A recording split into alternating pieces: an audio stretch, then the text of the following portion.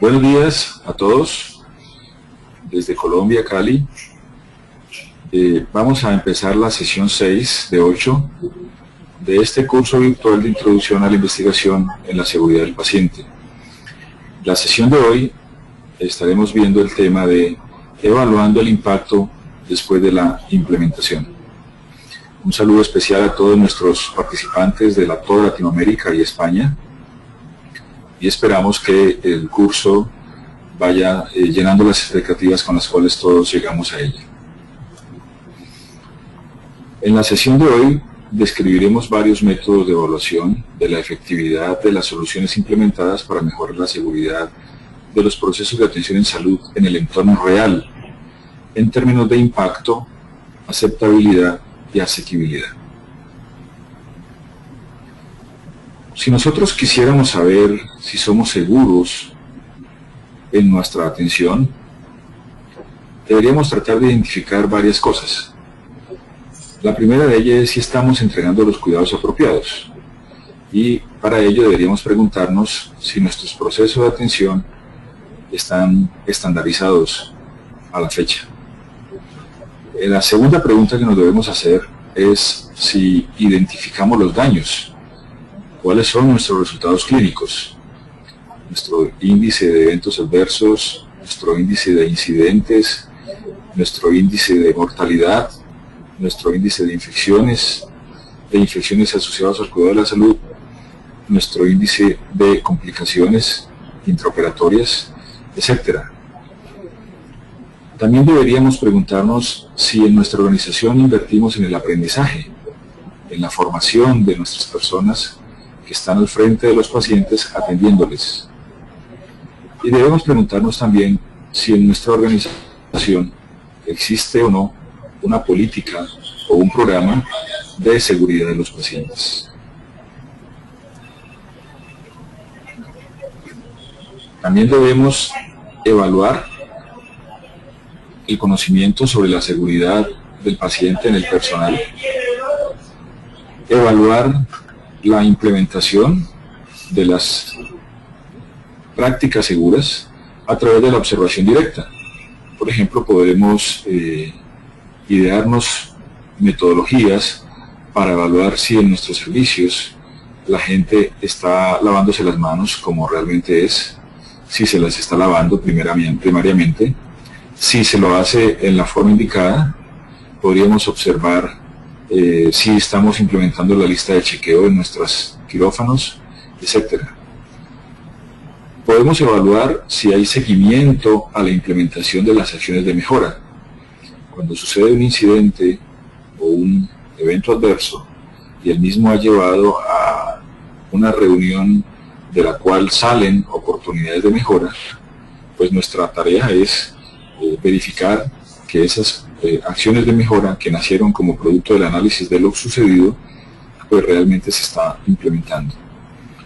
Y también, por último, podemos evaluar si estamos dando cumplimiento a nuestros ítems que componen la cultura de seguridad. En el día de hoy, por lo tanto, haremos una pequeña introducción donde hablaremos sobre la seguridad del paciente como una dimensión clave de la calidad.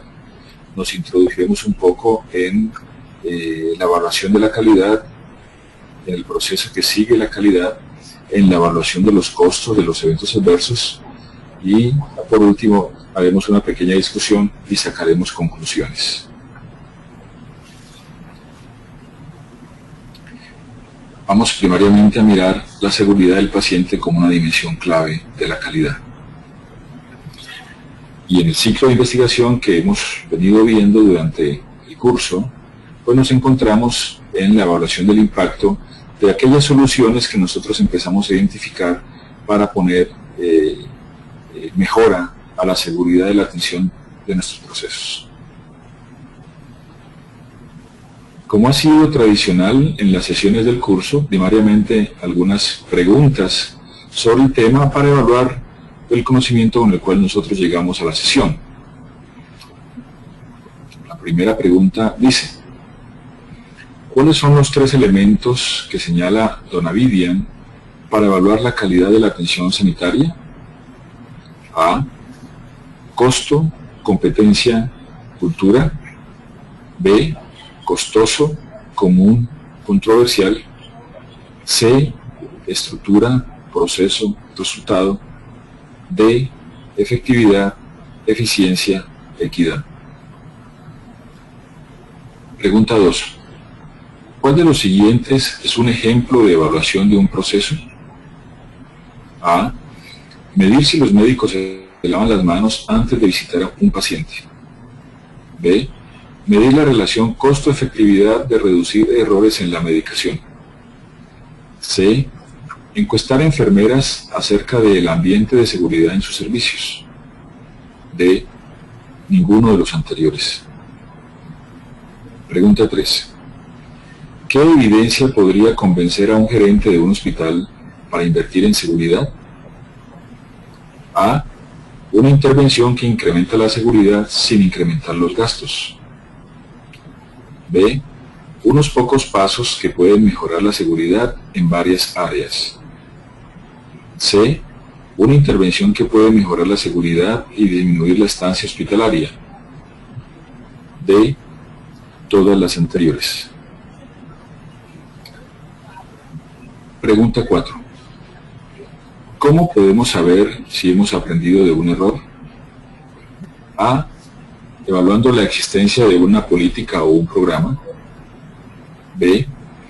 Evaluando el conocimiento del personal acerca de la política o el programa. C. Observando directamente si el personal utiliza apropiadamente la política o el programa. D. Todo lo anterior es cierto. 5. ¿Cuáles de los siguientes son aspectos importantes de la cultura de seguridad? A. Trabajo en equipo.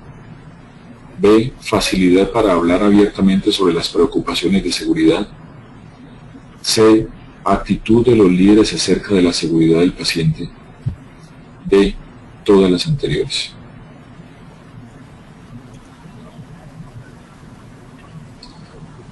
Ante la pregunta de cómo podemos nosotros saber si la atención que entregamos es más segura, por ejemplo, podemos mirar nuestra frecuencia de daños, como lo veíamos en las diapositivas iniciales. Nuestro índice de eventos adversos prevenible nos dice qué tan segura es nuestra atención. ¿Tenemos ese indicador en nuestro servicio? La prevalencia de la atención apropiada. El índice de incidentes sin daño nos dice qué tan segura es nuestra atención. Si tenemos cambios en las prácticas en respuesta al aprendizaje, es decir, cuál es nuestro índice de cumplimiento de las acciones de mejora. Si hemos tenido cambio en nuestra cultura de seguridad, si hemos mejorado en la cultura de seguridad, la percepción de seguridad de nuestros colaboradores nos responde esta pregunta.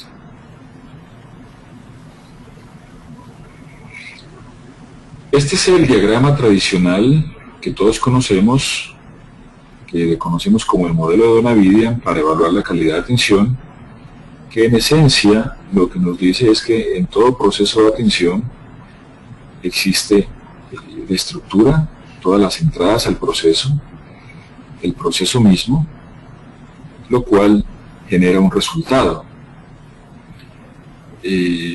Se ha entendido siempre que si todos adecuamos la estructura, tenemos todo lo necesario para realizar la atención. Adicionalmente, el proceso de atención lo realizamos con la mayor calidad posible, el resultado debe ser el mejor posible. En el contexto de cultura de seguridad, nosotros podemos aplicar el mismo proceso para mirar, en términos de seguridad, si tenemos toda la estructura requerida para el proceso de atención, si el proceso lo hacemos de la manera más segura posible, el resultado debería ser el mejor posible. Sin embargo, cuando nosotros evaluamos el mismo modelo y lo hacemos con enfoque sistémico, debemos agregar al comienzo todo lo relacionado con los proveedores del proceso de atención. No hay otra manera de hacerlo con enfoque sistémico si no consideramos a la entrada al proceso inicialmente los proveedores y al final, después del resultado, qué tanto fue el impacto que se tuvo con respecto al cliente de ese proceso o al paciente mismo cuando hablamos de procesos de atención. Todo dentro del contexto de seguridad. Este diagrama está representando el enfoque sistémico de Peter Senge de las empresas que aprenden con enfoque sistémico.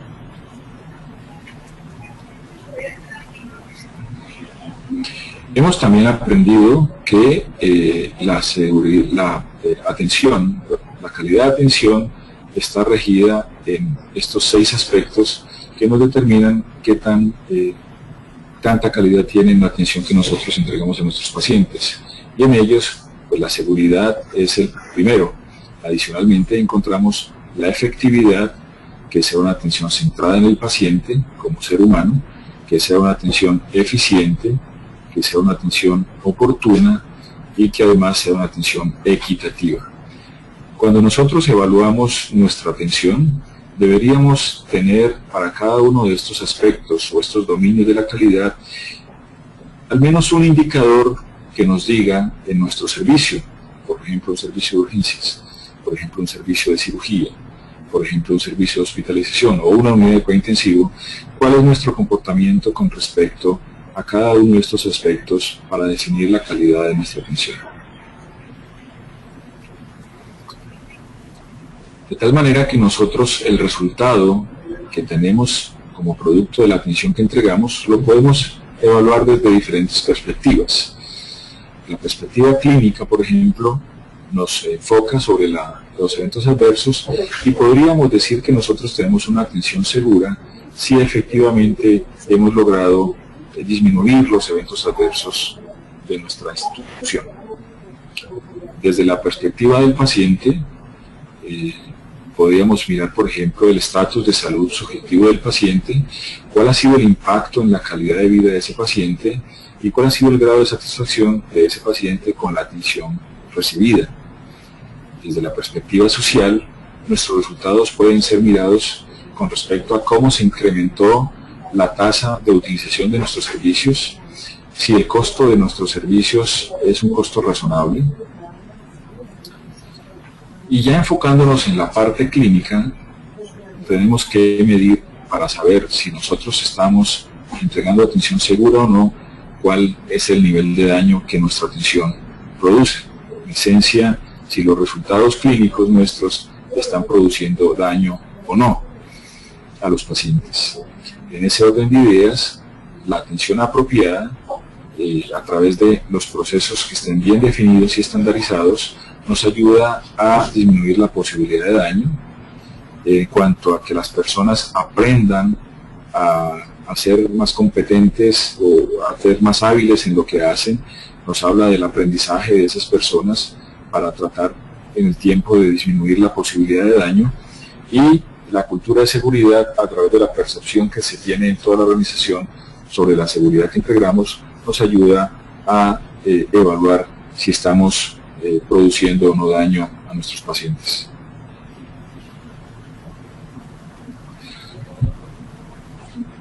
Si ustedes están teniendo inquietudes en este momento, por favor envíenlas durante la presentación y no esperen al final de la misma. Un equipo de personas en Central está recopilándolas y me hace llegar algunas de ellas para tener la oportunidad de contestarlas. Existe hoy día en la literatura internacional y como una referencia para todos aquellos que atendemos pacientes, unos indicadores muy específicos con respecto a si nosotros estamos entregando atenciones seguras o no en nuestros servicios. El indicador más conocido en la actualidad y más seguido por todos nosotros es que realmente tengamos un cumplimiento de las metas internacionales en seguridad del paciente.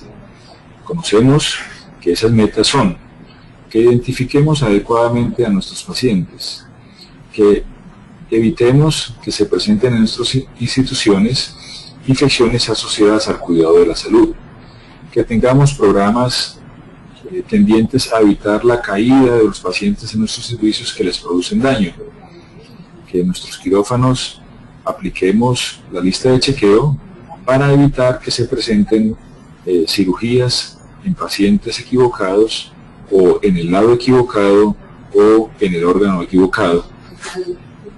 Que tengamos un programa de medicación segura que nos ayude a evitar eventos adversos asociados al uso de medicamentos de alto riesgo y que, como lo veíamos en la sesión anterior, tengamos un programa que nos conduzca a mejorar la comunicación en el personal, entre el personal de colaboradores que atiende a los pacientes, para que esta comunicación sea efectiva y así ayudemos a disminuir los eventos adversos.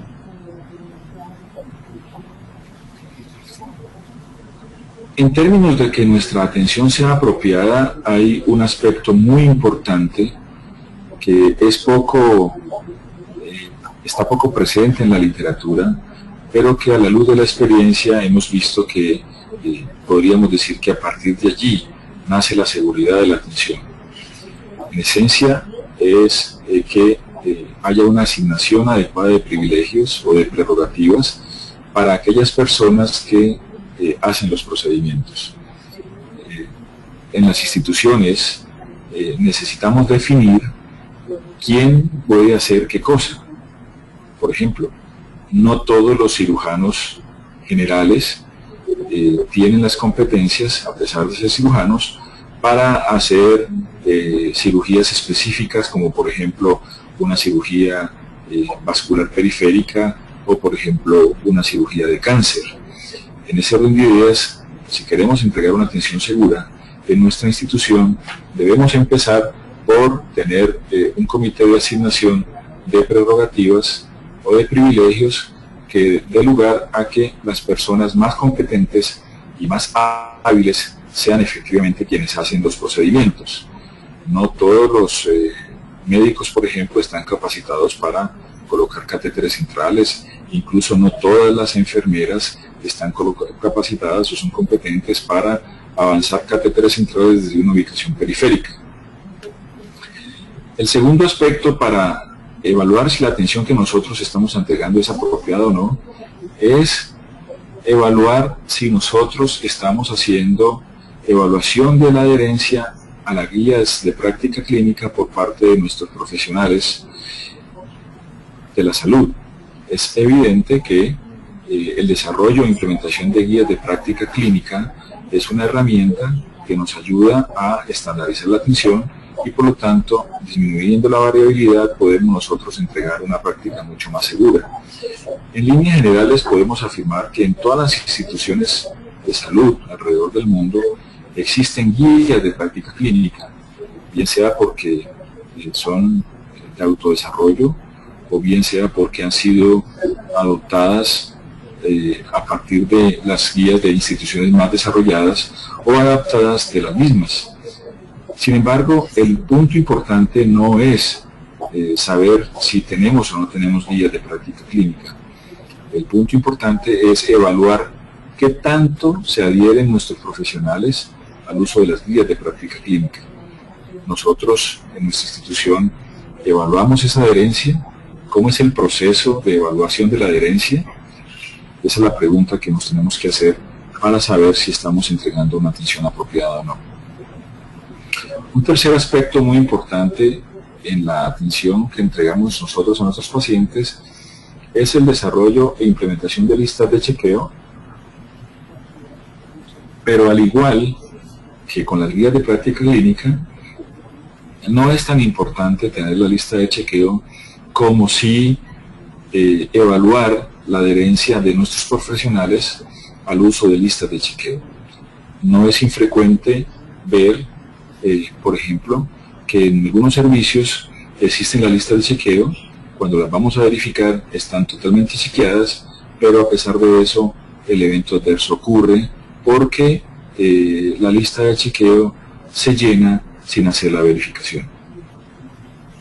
De tal manera que si queremos evaluar nuestra atención si es apropiado o no. Lo que nosotros tenemos que es mirar si estamos realmente implementando la lista de chequeo y haciendo la verificación como corresponde. Un ejemplo de esto es, por ejemplo, la adherencia al lavado de manos.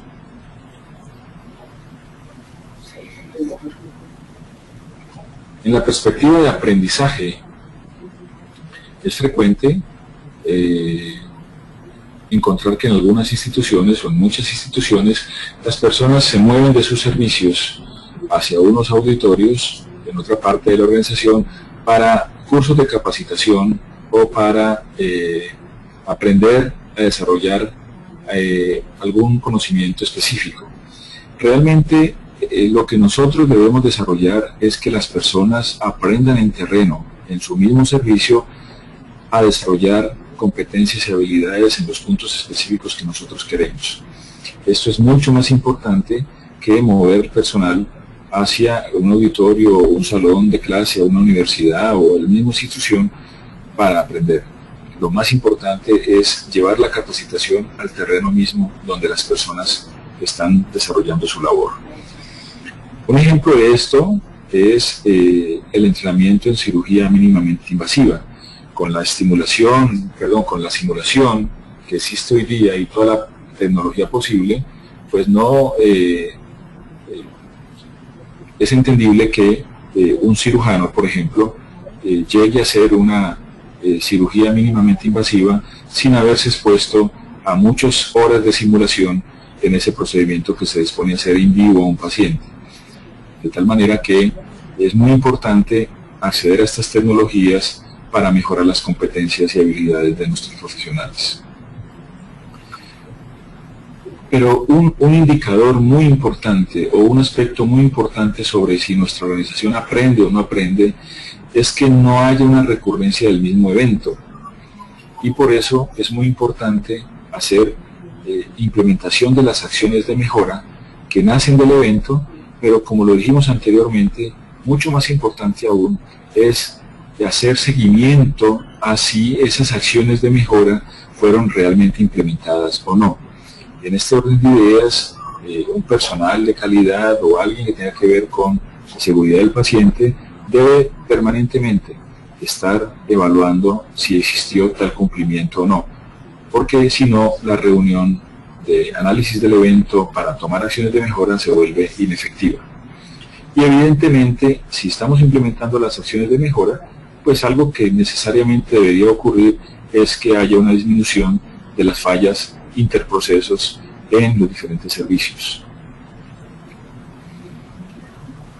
Una herramienta de mucha ayuda para el aprendizaje son las auditorías de las acciones tomadas, en términos de que cuando la institución realiza auditoría a los diferentes servicios, las auditorías internas, pues estas auditorías sean sistemáticas, planeadas y tengan como punto de partida las acciones de mejora que fueron diseñadas en procesos anteriores.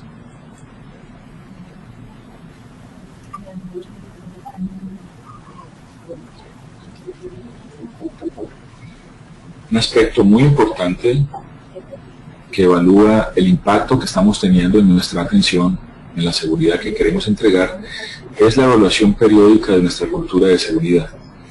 Todos conocemos que existen al respecto diferentes aspectos que evalúan la cultura de seguridad.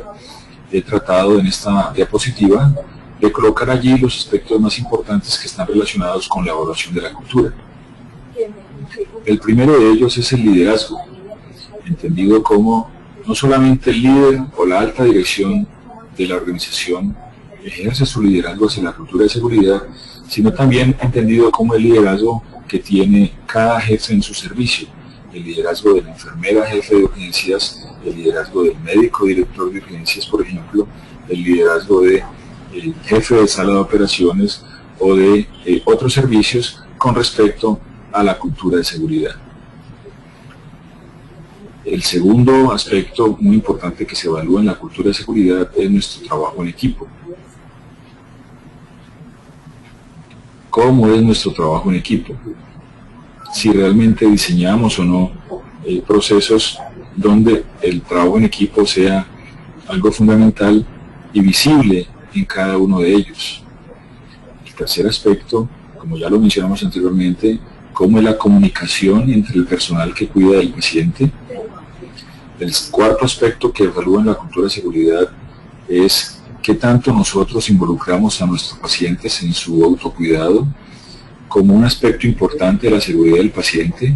El paciente, como lo vimos anteriormente en la sesión anterior, es una barrera efectiva que impide que en él se consumen eventos adversos.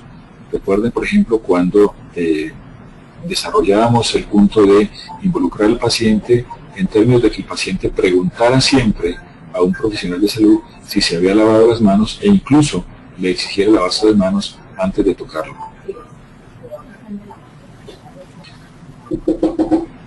En la evaluación de la cultura de seguridad hay dos aspectos muy importantes, que es cuál es nuestra percepción de seguridad de nosotros mismos, en términos de si nosotros realmente estamos percibiendo que estamos entregando una atención segura y si estamos recibiendo retroalimentación efectiva de todos aquellos eventos con daño o sin daño que se producen en nuestros servicios. Y obviamente la cultura de seguridad debe traducirse en que progresivamente en el tiempo en nuestra organización haya una disminución efectiva de los eventos adversos y haya un incremento efectivo en el reporte de los eventos e incidentes. Todos estos aspectos nosotros los podemos evaluar en sus servicios para entender el impacto de todas las acciones de seguridad que estamos implementando.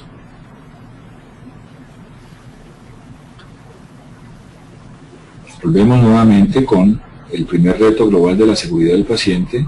La atención limpia es una atención más segura y la OMS nos entrega unas guías adecuadas para la higiene de manos en la atención en salud, y a través de la evaluación que nosotros hacemos podemos verificar a través de observación directa o indirecta, recomiendo más la segunda que la primera, si estamos realmente haciendo adherencia a los 5 momentos de la higiene de manos como lo recomienda la guía de la Organización Mundial de la Salud. De manera directa nosotros podemos evaluar este proceso a través de la proporción de la higiene de manos apropiada por el número total de oportunidades para el lavado de manos. Yo recomiendo más la evaluación directa porque pues definitivamente cuando alguien se siente observado y sabe que lo están observando, pues tiene más adherencia a el proceso el cual se le está observando. Como lo que se pretende es ver cómo funcionan los servicios en el día a día, en la realidad, pues quisiéramos que las personas se lavaran las manos sin saber que se están siendo observadas, porque eso es lo que da la realidad del día a día de las organizaciones.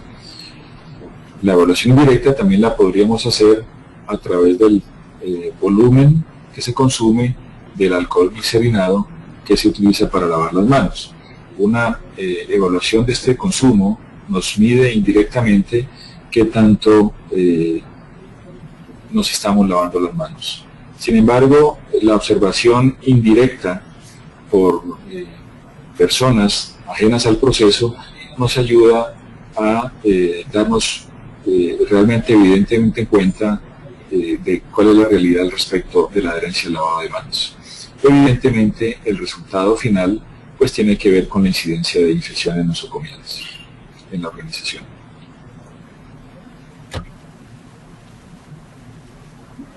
Como lo dijimos en la introducción, pues una parte muy importante es saber si hemos aprendido de nuestros errores. Eso nos ayuda a evaluar el impacto. La pregunta que hay que hacerse es, ¿tenemos nosotros una política o un programa que nos conduzca a entregar atenciones más seguras?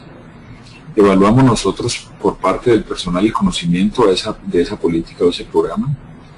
¿Hemos observado directamente que las personas en la organización utilicen adecuadamente la política o el programa?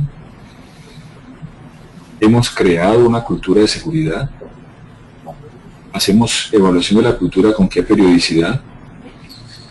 Evaluamos la actitud del personal con respecto a la seguridad y el trabajo en equipo.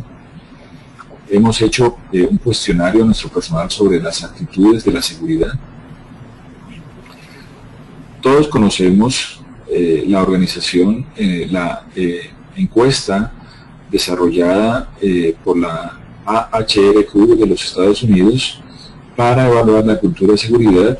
Muchas organizaciones en Latinoamérica han adaptado a sus servicios y a sus países esta encuesta, y hoy día es frecuente encontrar muchas adaptaciones de esta encuesta de la AHRQ que ustedes podrán encontrar en la referencia para evaluar su cultura de seguridad al interior de su organización.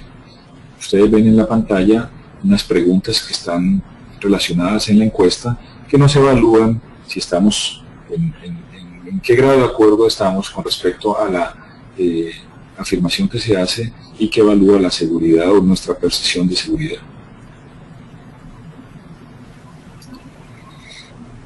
Un segundo aspecto muy importante para saber el impacto que estamos teniendo con la atención que estamos entregando a nuestros pacientes es hacer una evaluación de los costos de los eventos adversos.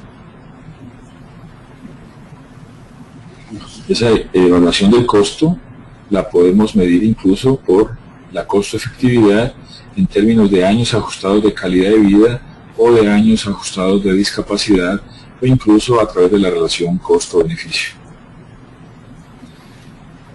Este estudio de SFEL, que está publicado en JAMA, habla sobre los costos de los eventos adversos de los pacientes hospitalizados, y lo vamos a utilizar como ejemplo para poder determinar que se puede hacer una investigación de los costos y nosotros podemos evaluar el impacto de nuestra atención.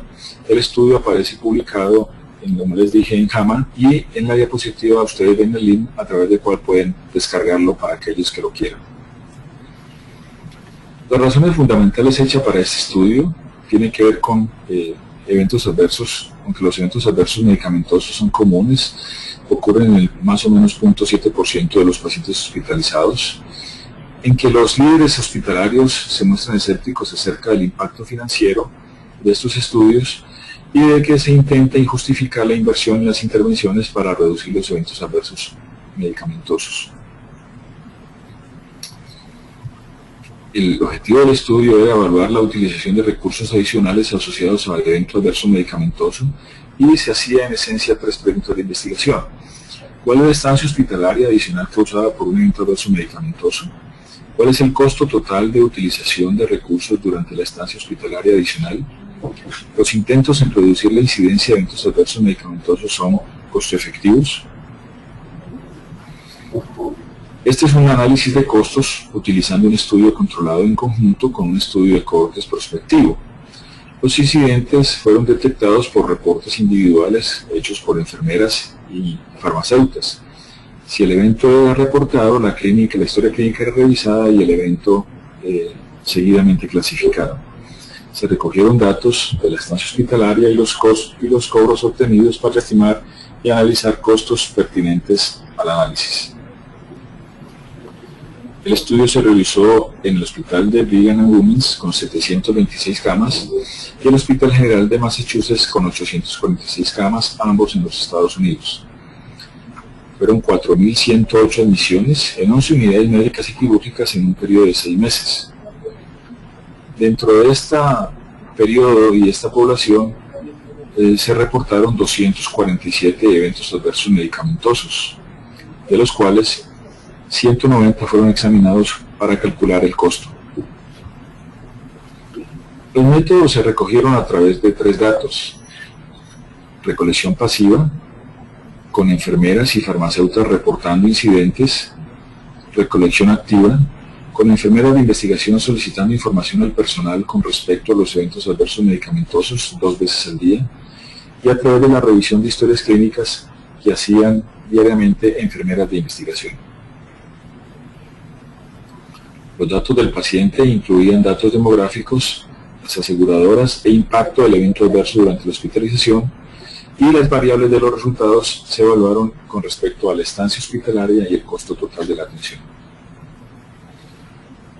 El estudio mostró como hallazgos clave que la incidencia de los eventos adversos medicamentosos fue del 6%, de los cuales 28% se clasificaron como prevenibles, 57% como significativos, 30% serios, 12% como amenazantes para la vida del paciente y 1% fue clasificado como fatal, es decir, causaron directamente la muerte del paciente. La estancia hospitalaria aumentó en 2.2 días para todos los eventos y en 4.6 días para los eventos prevenibles. Los costos totales aumentaron por $3.244 por todos los eventos y en $5.857 para los prevenibles. El costo estimado en la proyección anual fue $5.6 millones por año relacionados con los costos de los eventos adversos asociados a la medicación. En conclusión, lo que este estudio nos muestra es que los hospitales pueden justificar el reservar recursos adicionales para desarrollar sistemas que reduzcan el número de eventos adversos medicamentosos prevenibles. Así se mejora la atención del paciente y se reducen los gastos relacionados con eventos adversos medicamentosos, y la investigación es factible siempre que un grupo recolecte información primaria acerca de eventos adversos y se tenga acceso a los datos de costos y recursos utilizados. Este otro estudio de Khan relaciona los costos que trae la infección nosocomial. Se hizo en Turquía, un estimado basado en los datos de un hospital universitario en los servicios de salud. De nuevo, ustedes ven el link para quienes quieren acceder a la totalidad del artículo. Un estudio de casos y controles en el cual se hacía un análisis en la identificación de costos. Los costos de las infecciones nosocomiales fueron estimados mediante la revisión de las historias clínicas de los pacientes que padecieron dichas infecciones, y los costos se compararon con los costos médicos de los pacientes en el grupo control. El objetivo del estudio era estimar el ahorro potencial en los costos que se podría lograr mediante el control de las infecciones nosocomiales en los pacientes hospitalizados en Turquía. El estudio se realizó en el Hospital Universitario de Ankara, con una población, se hizo en el año 1994, y en ese año ese hospital tenía 871 camas y recibía 18.000 admisiones. Todos los pacientes admitidos desde marzo hasta mayo de 1994 fueron incluidos en el estudio. Se seleccionaron 82 casos basándose en la presencia de infección y registros médicos adecuados. Solo 56 casos de infección nosocomial pudieron ser apareados con 56 casos en el grupo control. Se incluyeron 5 casos más por falta de información de los costos. La información de los pacientes fue obtenida de sus registros médicos detallados durante este periodo de 3 meses. Un caso control se apareó con cada caso de infección nosocomial con el fin de comparar casos de infectados con no infectados. El apareamiento tuvo en cuenta variables como la edad, el género, si el paciente se encontraba o no en la unidad de cuidado intensivo y cuál era el diagnóstico principal. El diagnóstico y la edad fueron agrupados en categorías amplias debido a las limitaciones del programa de software. Los costos asociados con la infección nosocomial fueron estimados de la cuenta o el bill de cada paciente. Para los medicamentos de prescripción, los costos se estimaron con el precio del mercado. Para minimizar la variabilidad de los precios, el estudio evaluó todos los medicamentos de prescripción con un valor fijo, con un promedio de precio en medicamentos específicos en el periodo de tiempo de julio de 1994 a febrero de 1995. Los costos y recursos utilizados por categorías fueron estimados de los archivos médicos de los pacientes.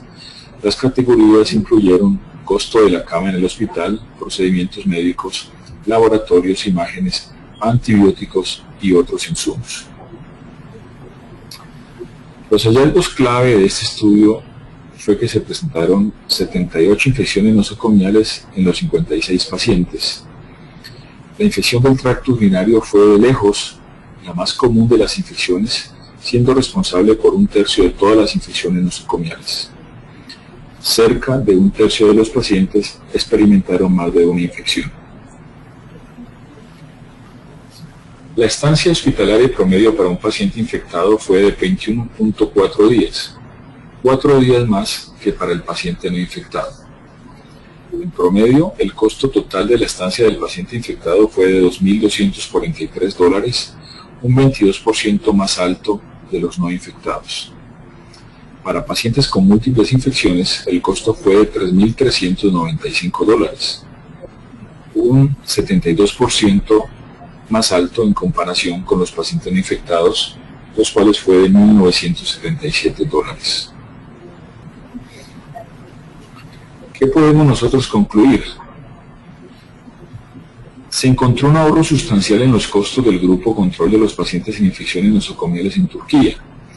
Por el alto costo y la gran utilización de recursos, los dirigentes hospitalarios deberían enfatizar en prevenir la ocurrencia de múltiples infecciones. Debido a la alta prevalencia, se puede alcanzar un gran beneficio con las reducciones de las infecciones del tracto urinario. Alrededor del 75% de los casos de infección nosocomial pudo haber sido prevenido adoptando pasos simples en el entorno hospitalario, como por ejemplo manejo adecuado de las sondas, como por ejemplo lavado adecuado de las manos. Se debe promover el regular reporte de los casos de infección y el entrenamiento de su equipo de trabajo para tener control en las cifras de infección. ¿Cuáles fueron las reflexiones del autor del artículo y las recomendaciones? Cuando se le preguntó si podía ser posible y aplicable esta investigación en países en desarrollo, él respondió sí. Sin embargo, cada país y su sistema de salud tiene sus propias características. Esto es muy importante tenerlo en cuenta siempre y nunca olvidarlo, porque estamos haciendo investigaciones en países totalmente distintos, con culturas distintas, con personas distintas, con patrones nutricionales distintos, etc. Por lo tanto, estas investigaciones es muy importante adaptarlas al país donde se quiere hacer y a sus condiciones culturales. ¿Qué mensaje envía el autor del artículo para futuros investigadores de países en desarrollo? Dice, en países en desarrollo usualmente los registros médicos no son actualizados y además algunos pacientes cuentan con múltiples registros. Es importante al hacer la investigación asegurarse de que los registros médicos del paciente sean exactos. Este aspecto es muy importante porque no hay una verdad más fidedigna que la que se presenta en la diapositiva en términos de la dificultad que tenemos en nuestros países para asegurar los datos de los registros clínicos, incluso de los registros contables. Muy importante, involucrar a todas las personas interesadas. Este tipo de estudio es extremadamente sensible, especialmente para aquellos que tienen la responsabilidad de dirigir hospitales y los profesionales de la salud. La idea es hacer un estudio donde se involucren en todos los estadios, tanto los administradores como los asistenciales, y que se busque consejos y sugerencias de las personas más expertas en el asunto. El estudio tiene un valor muy importante, es que vence barreras en términos de que uno de los más grandes obstáculos para poder desarrollar inversión para control de infecciones es convencer al gerente del hospital y al comité de control de infecciones en que la investigación será útil y demostrará beneficios en el control de la infección nosocomial, y que no debe verse solo como un esfuerzo para medir la calidad de la atención brindada por el hospital. En términos prácticos, no estamos haciendo una investigación simplemente para evaluar nuestra calidad, estamos haciendo una investigación para mejorar la salud de nuestra población.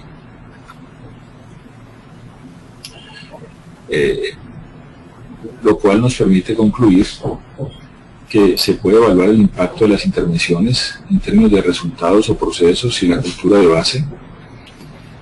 Para eso es necesario comprometer a los trabajadores de la salud con la selección e identificación de las medidas para evaluar la seguridad y el éxito de las intervenciones, y que las organizaciones deberían identificar unas pocas medidas para ser registradas sistemáticamente. Es decir, nosotros podemos identificar unos indicadores que periódicamente debemos vigilar, los hemos mencionado a lo largo de toda la presentación, y si nosotros evaluamos y esa posibilidad de implementación lo logramos implementar y sistemáticamente, de manera planeada, continua, deliberada, le hacemos seguimiento a esos indicadores, haciendo un ajuste muy preciso de la razón, es decir, de cuál debe ser el numerador, cuál debe ser el denominador, quiénes se incluyen, quiénes no se excluyen, podemos nosotros tener al final una realidad visible y palpable de la seguridad de la atención que estamos entregando a nuestros pacientes.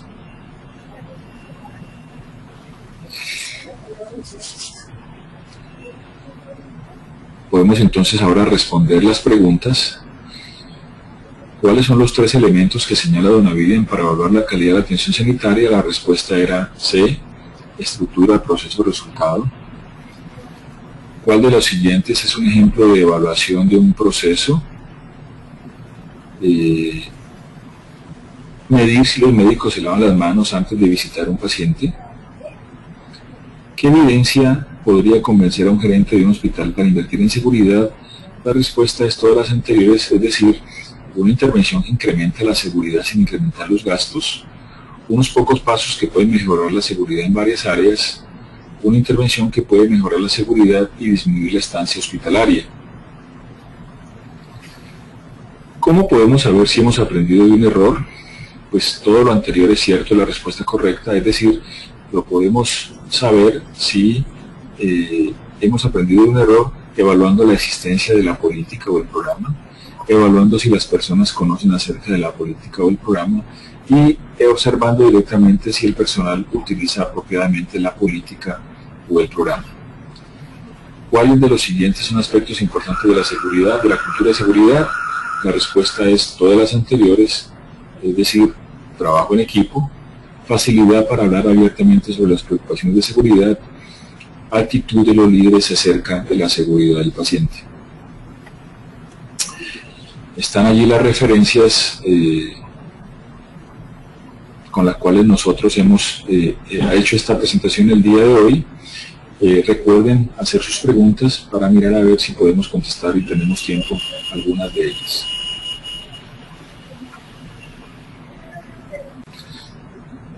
Te dice una pregunta, las unidades de vigilancia activa de las infecciones no deberían ser los líderes para implementar guías de práctica clínica, evaluar las guías de práctica clínica, crear cultura y seguridad en este ámbito. Yo creo que la respuesta es que evidentemente las unidades de vigilancia activa de infecciones, entendiendo como los comités de infecciones, pues efectivamente son las que deben desarrollar las guías de práctica clínica al respecto de cómo prevenir las infecciones. Sin embargo, al interior de las organizaciones hay muchos otros procesos que es necesario, para los cuales es necesario implementar guías de práctica clínica, y deben ser las mismas personas que realizan estos procesos quienes desarrollen las guías, quienes evalúen o desarrollen el formato o el instrumento con el cual se va a hacer adherencia a la guía, y a través del autocontrol sean ellos mismos quienes diseñen una manera de evaluar si se están adhiriendo a la guía o no. La mejor manera de hacerlo no viene desde la parte central, es decir, no concibo a alguien desde el nivel central evaluando una guía, más que las mismas personas que hacen los procesos evaluándose a ellos mismos si cumplieron o no cumpliendo la guía, dándose cuenta qué errores cometieron y ellos mismos, que son los que hacen los procesos, implementando la mejora.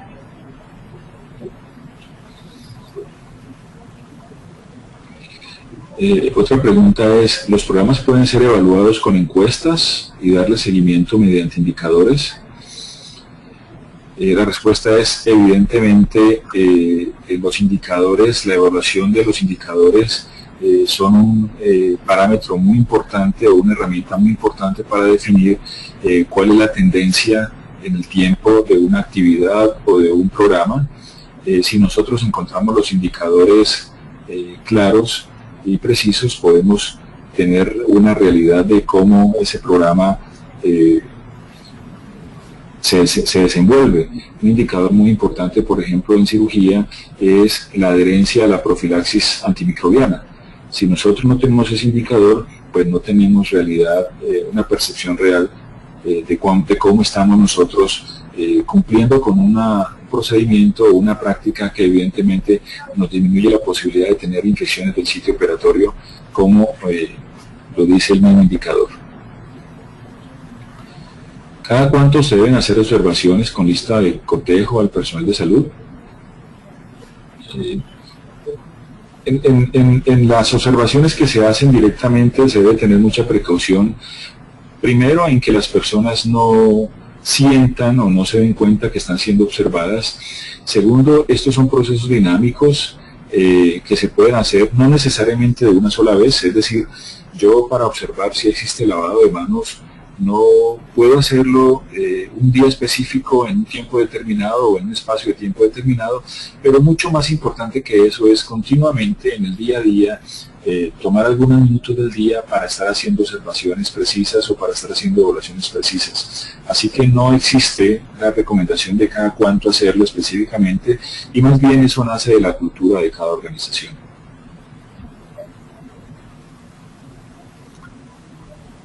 ¿Es recomendable el uso del reporte anónimo de incidentes en el proceso de evaluación de aplicación de las medidas de seguridad en la atención de pacientes? La literatura recomienda el reporte anónimo, sin embargo, los resultados del reporte anónimo y voluntario pues no son muy halagadores.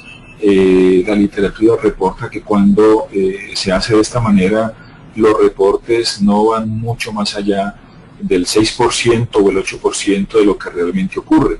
Cuando se han hecho estudios que comparan el reporte versus lo que realmente pasó a través de la evaluación de historias clínicas, pues no alcanza ni siquiera a ser el 10% del reporte.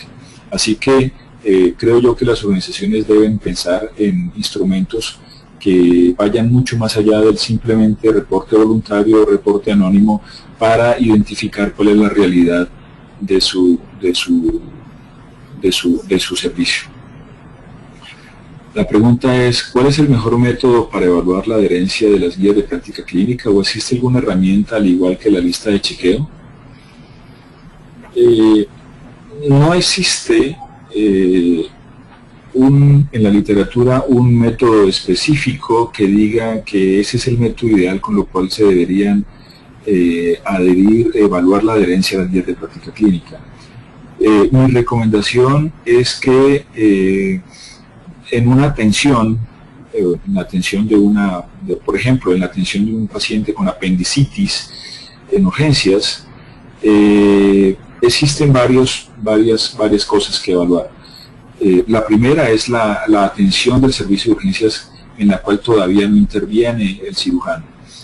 Cuando un paciente llega a un servicio de urgencias, el paciente llega con dolor abdominal, el paciente no llega diciendo que tiene apendicitis. En ese proceso de atención de la evaluación inicial y de la fase diagnóstica hay la guía de atención, por ejemplo, del dolor abdominal. Cuando ya se le hace un diagnóstico de apendicitis, inicia la guía de atención del paciente con apendicitis. De tal manera que nosotros deberíamos, en términos de diseñar un formato específico que evalúe la adherencia, deberíamos introducir en ese formato aquellos aspectos de la atención que la evidencia científica dice que debe hacerse. Por ejemplo, un paciente con dolor abdominal con una probable apendicitis debe tener dentro de su evolución, de su impacto o evaluación diagnóstica, un hemograma. Por lo tanto, la guía de atención, el instrumento, deberá evaluar si se solicitó o no se solicitó hemograma, y así sucesivamente, cambiando la atención o el parámetro de acuerdo al momento de la atención misma. Por ejemplo, cuando ese mismo paciente se opera y tenía efectiva una apendicitis, pues la guía de atención dirá si se utilizó el antibiótico adecuado o no para ese tipo de patología, etc. ¿Con qué herramienta puedo evaluar mejoras de percepción como el lavado de manos?